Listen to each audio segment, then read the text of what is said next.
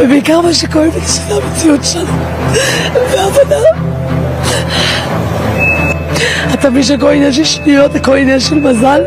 Pagkatapos ng tip noong Sabado ng gabi o Linggo ng madaling araw sa oras ng Pilipinas, ipinagpatuloy ng Iran ang kanilang mga pag-atake sa Israel. Sa pagkakataong ito, hindi lamang Tel Aviv kundi pati ang Haifa, isa sa pinakamalalaking lungsod ng Israel na kilala bilang mahalagang pantalan sa hilaga at sentro ng industriya, ang naging target ng Iran. Noong nakaraang gabi, daan-daang ballistic at hypersonic missiles gaya ng Fatah ang pinakawalan. Dahil dito, malawak ang pinsalang natamo ng Israel sa lungsod na ito sunod sa naunang pagkawasak sa Tel Aviv na binomba rin ng Iran. Isa ito sa matinding tugon ng Iran. Gayunman gumanti rin ang Israel. Ayon sa ulat, winasak ng mga ito ang mga oil depots sa Shahran at mga tangke ng gasolina sa Tehran. Ito ang pinakabagong update sa matinding palitan ng mga pag-atake sa pagitan ng Iran at Israel na lalo pang nagpapainit sa tensyon sa buong mundo. Nang nagdesisyong umatake ang Israel sa Iran kamakailan, tila nakalimutan nito kung sino ang kanilang kalaban. Hindi ito gaya ng Gaza na walang kakayanang lumaban pabalik sa mga airstrike ng Israel. Ang Iran ay isa sa pinakamalalakas na militar sa Asya. Kahit ang Amerika ay hirap pasukuin ang Iran, pagkaanlising mag-ahenantay sapagkat hindi ito kailanman yumuko sa kahit kanino. May kapangyarihan ang Iran at ito ngayon ang ibinabagsak nila sa Israel. Matapos bombahin ang Tel Aviv noong Sabado ng gabi ng mahigit 200 ballistic missiles sa loob ng 3 bugso na sumira sa Pentagon ng Israel at mga kalapit na gusali ipinagpatuloy ang pag-atake noong gabi. Lumawak pa ito hanggang sa Haifa. Ang lungsod na ito ang sentro ng industriyang militar ng Israel. Makikita sa mga video kung paano maraming missiles ang hindi napigilan ng Iron Dome ng Israel at sumapol sa pantalan sa Haifa. Mapapanood kung paano tumama ang hypersonic missile ng Fatah napakabilis at halos imposibleng mapigilan ang anumang missile defense system ng Israel.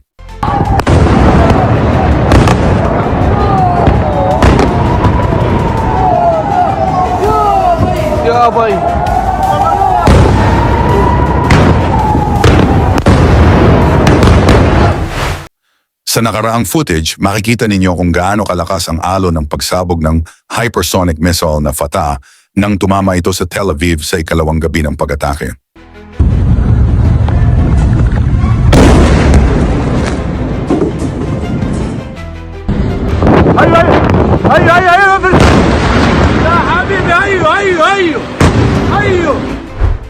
Iniulat ng Iranian Revolutionary Guard na kanilang tinarget ang mga pasilidad sa paggawa ng fuel para sa mga jet fighter at mga sentro ng enerhiya sa Israel gamit ang mga missile.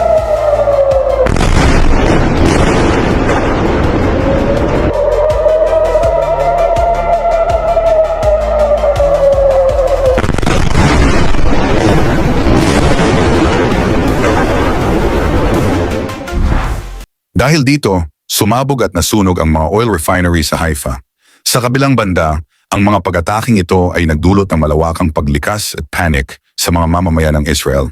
Nagpadala ng babala ang Israeli Homefront Command sa pamamagitan ng text alerts bandang 11:00 ng gabi. Ito na ang ikalawang bugso ng malawakang pag-atake mula sa Iran matapos nitong pabagsakin ang Tel Aviv. Ipinapakita ng Iran na kaya nitong magdulot ng malaking pinsala sa Israel at ito ay maliit pa lamang kumpara sa tunay na kakayahan nila.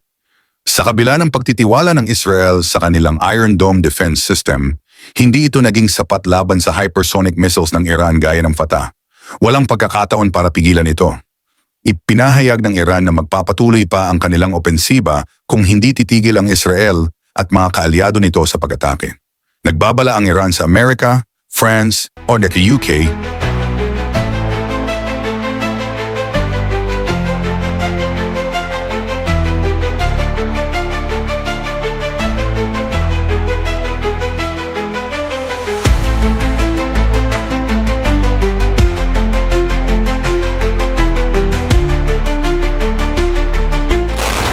mga bansang hayagang sumusuporta sa Israel. Gaya ng sinabi ni Donald Trump, tutulungan ng Amerika ang Israel. Kumpirmado rin na may mga tropang Amerikano na tumulong sa pagpabagsak ng mga drone at missiles ng Iran na papalapit sa Israel. Samantala, sinabi ni French President Emmanuel Macron na handang tumulong ang kanyang bansa sa pagdepensa sa Israel laban sa Iran. Ayon din sa pamahalaan ng UK, may karapatan ang Israel na ipagtanggol ang sarili kahit pahinihimok ni Prime Minister Keir Starmer ang pagdeeskala. May kakaibang ulat mula sa Israeli media, The Jerusalem Post, na nagsasabing pinagbawalan ng IDF, Israeli Defense Forces, ang kanilang mamamayan na mag-post ng mga larawan at video ng pinsala sa Israel. Ito ay dahil inaakalang sinusubaybayan ng mga kalaban ang footage para mapabuti pa ang kanilang mga pag-atake. Isa sa mga mamamayan ng Israel ay emotional na nagsalita matapos ang malawakang pag-atake ng Iran. Lahat kami ay takot.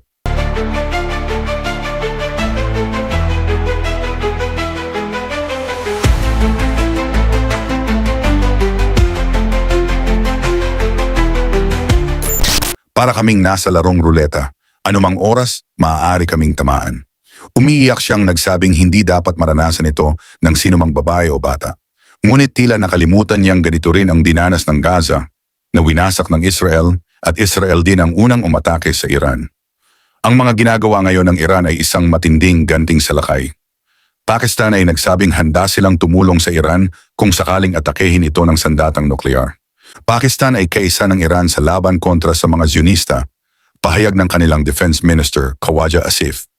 Ayon sa kanya, kailangang magkaisa ang lahat ng bansang Muslim laban sa agresyon ng Israel. Handa raw silang gumamit ng nuklear na sandata kung kinakailangan. China ay hayagan ring sumusuporta sa Iran. Kilala na may matibay na alyansa ang China, Iran, Pakistan at Russia. Handa silang tulungan ang isa't isa kung sakaling may banta ng digmaan.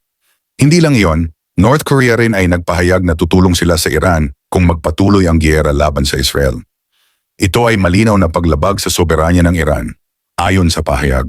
Ang pag-atake sa mga nuclear facilities ng Iran ay isang red line na hindi dapat tawirin ng Israel.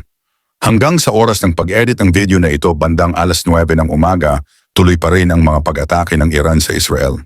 Makikita na naman kung paano niyanig ng Fatah missiles ang Tel Aviv. Muling napinsala ng husto ang Tel Aviv sa ikalawang araw ng opensiba.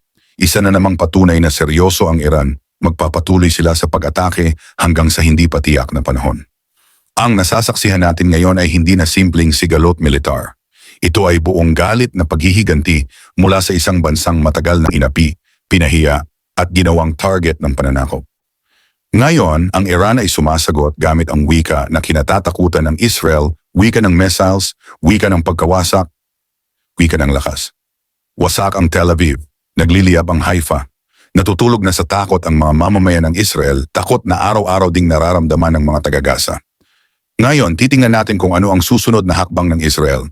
Maaaring may Iron Dome sila, pero ang Iran ay may matinding paninindigan, handa silang gumanti gamit ang lahat ng kanilang makakaya. At gaya ng sinabi ng Pakistan, China at North Korea, kung hindi ito titigil, hindi na lang ito magiging labanan sa pagitan ng Israel at Iran. Ito ay pwedeng maging pandaigdigang digmaan. Ang mundo ngayon ay nasa isang malalim na sangandaan. Patuloy ba tayong magpapabaya habang lumalala ang pagdanak ng dugo? O kikilos ba tayo upang ihinto ito bago maging huli ang lahat? Isang bagay ang malinaw, hindi pa tapos ang Iran at hindi pa alam ng Israel kung gaano kalaki ang paparating na alon ng pagkawasak.